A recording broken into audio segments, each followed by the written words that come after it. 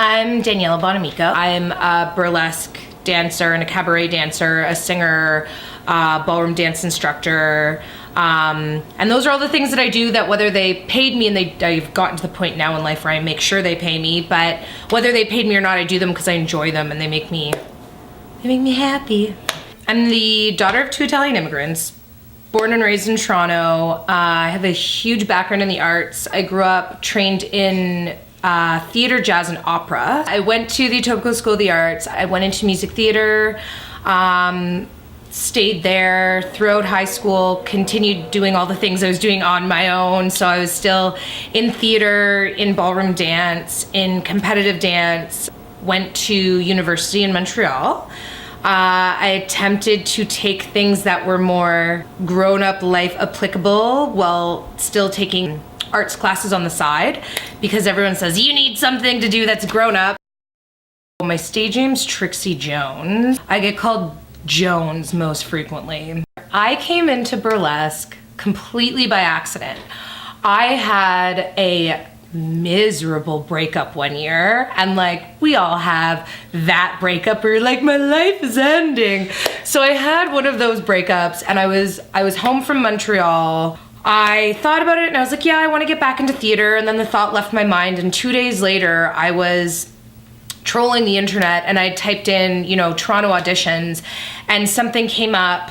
It was like the second hit, and it was Coco's Bonbons, and the auditions were that night. And it was like 4:00 when I found it. The audition was at 7, and I saw that she was a burlesque performer, and I'd always loved vintage and pinup, but I'd never even dreamed of getting into burlesque. But it was that night, so I was like, screw it, I'm just gonna go. And it was pouring rain, but I like grabbed one of my jazz bodysuits and I put on fishnets and I put on red lipstick and I put a sugar roll in my hair, and I went. I got the audition. I started performing with her for about a year, and I was just a backup dancer. I didn't think I was going to get into it at all. And then there's this competition called Strip Search that happens in all of the major cities.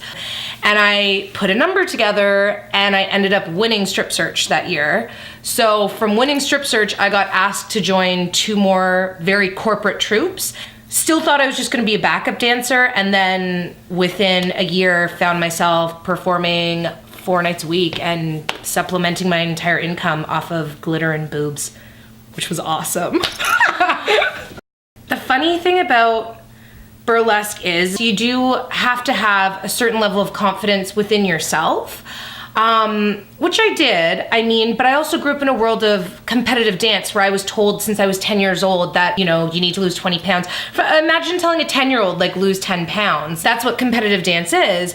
And burlesque is an art form that really embraces and celebrates women, no matter their age, shape, weight. It's all about women taking back their own sexuality and enjoying and embracing their body image and how they look, regardless of how that is, and celebrating, this is me and this is what I look like. I've come off stage and I've had girls come up to me and they're like, I want to thank you because you made me feel more confident in myself. And that as a performer is all that you can really hope for. So that's definitely my favorite moment in burlesque. That makes me feel like so humble.